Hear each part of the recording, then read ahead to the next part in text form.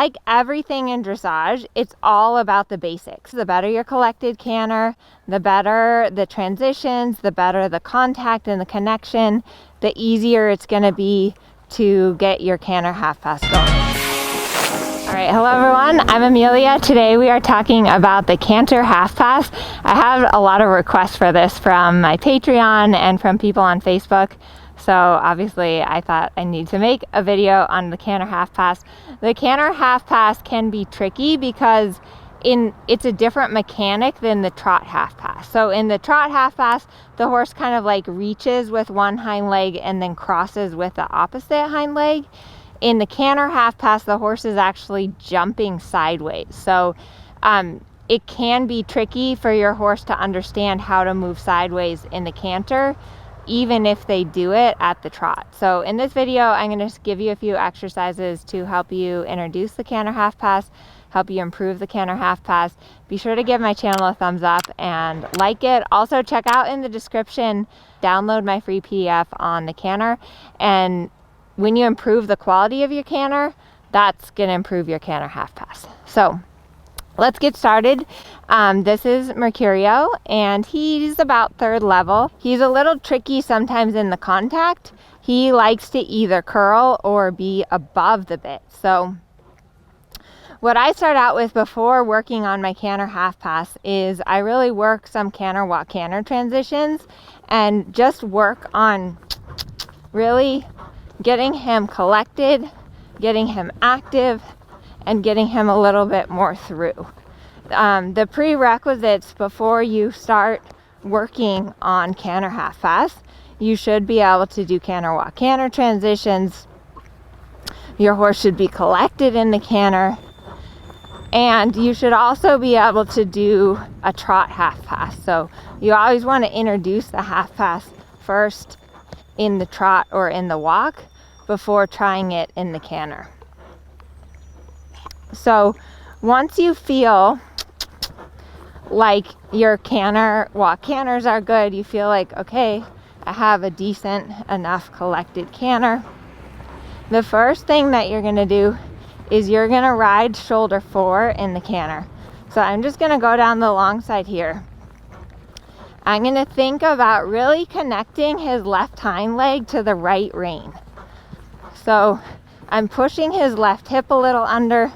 I'm keeping the contact steady in the right rein. What this does is it straightens him and it narrows a little bit his base of support. So basically it gets him more collected. Once I have this, the next thing that I'm going to do is I'm going to do haunches-in the canter. So I find that doing the haunches-in before you do the half pass helps a lot because you have the rail to support you and you can actually see how much control you have over those hind legs. So I'm just gonna go down the long side here, ride a little bit of haunches-in. Some things that you can do, like if you can't get haunches-in the canter, a couple of things you can do. One is that you can do just where you don't bend your horse to the inside and you just do more of a leg yield. So you could start out by flexing your horse a little bit to the right and just teach your horse to move off of the outside leg in the canter. That's one option. The other option, if you can't get your horse to do the haunches-in, is to do it at the walk and then pick up the canter from the haunches-in. So sometimes, like if I have a horse that I just cannot get to do the haunches-in the canter, I'll go and I'll get the haunches-in the walk, and then I'll try to pick up the canter in the haunches-in. Good boy. So once you have that, then the best way to start your canter half pass is you're going to turn up the center line. You're going to ride shoulder 4 left, and then you're going to do your half pass. Good boy. Good boy. And then up to the canter again. So Again, it's all about the basics, and if you're able to do your shoulder 4 and your haunches in correctly, you're gonna be able to do the half pass, because half pass is basically just haunches in on a diagonal line.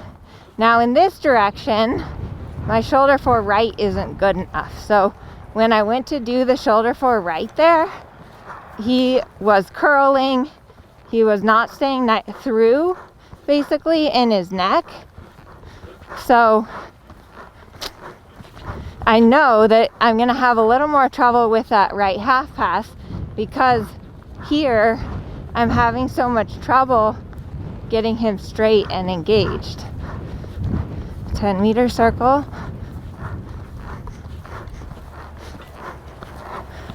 Boy. And now haunches in. Focusing on that contact. Boy.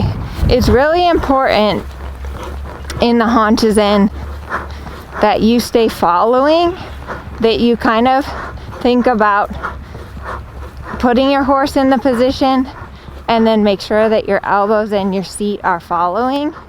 It's also really important that you stay sitting on your inside seat bone. So I'm going to go up the center line, get my shoulder 4 right, think about keeping his inside ear up, sitting on my right seat bone, and over we go. Good boy. Good boy.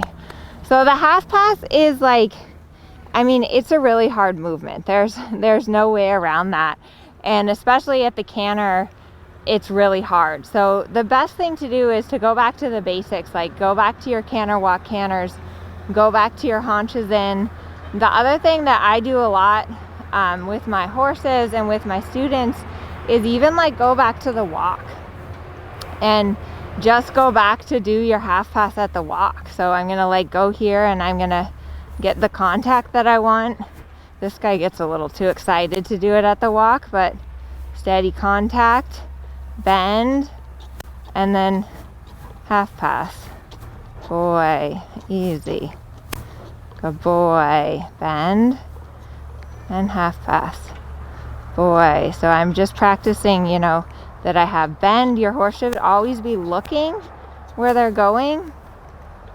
Your outside leg should always be behind the girth. Your hand should always be going in the direction of travel. Like your hand should not be going this way. Your hand should always be going towards where you're going. Easy, buddy. And it's also, you know, it just slows things down when you go back to the walk and you practice your half pass at the walk. It gives you and your horse a little more time to really get the aids correct. So shoulder 4 right. This guy gets like way too hot and he wants to run through the aids. He's the worst at the walk. He does it a little bit also in the canter. So again, with him, this is a good exercise where it's like you can't run away from the aids. You have to bend and you have to cross and you have to move sideways. Good. Bend and cross and move sideways. I'm trying to sit on my right seat bone. I'm keeping him looking and flexing to the right. Good boy. Good boy. And then I'm going to go back to the canter and do it again at the canter. So I'm going to get a collected walk. Transition to canter. Think about bending in the corners and his inside ear is up. Bending in the corner and his inside ear is up. Shoulder 4, bend. I'm looking at the letter S. So it's always really important that you have a destination. Like he's bending and he's looking towards the letter S. I'm going to collect, walk, and then canter right. Always use your corners to set up the bend. So if I'm going to ride a half pass, I'm thinking about bending now. Right bend, shoulder 4 right, right bend, shoulder 4 right, right bend, and then I go into my half pass. You always need to set up your half pass. Sit right, bend right. You always need to set up your half pass with your corner and with your bend. Good boy, buddy. So I hope that helps you to work on your canter half passes. Like I said, if you're having trouble with your canter half passes, go back to the basics, go back to the trot or the walk, go back to working on the quality of your canter.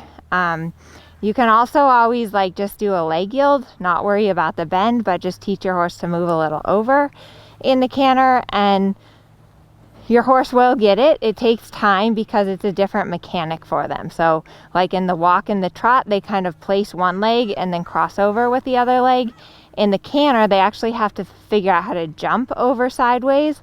And that's also why the quality of your canter is really important, because the more jump and activity that you have in your canter and the more collected your horse is, the easier it is for them to move sideways. If your horse is kind of strung out and on the forehand, it's going to be really hard for them to move sideways in the canter half pass. So give this video a thumbs up, and I hope that you enjoy it.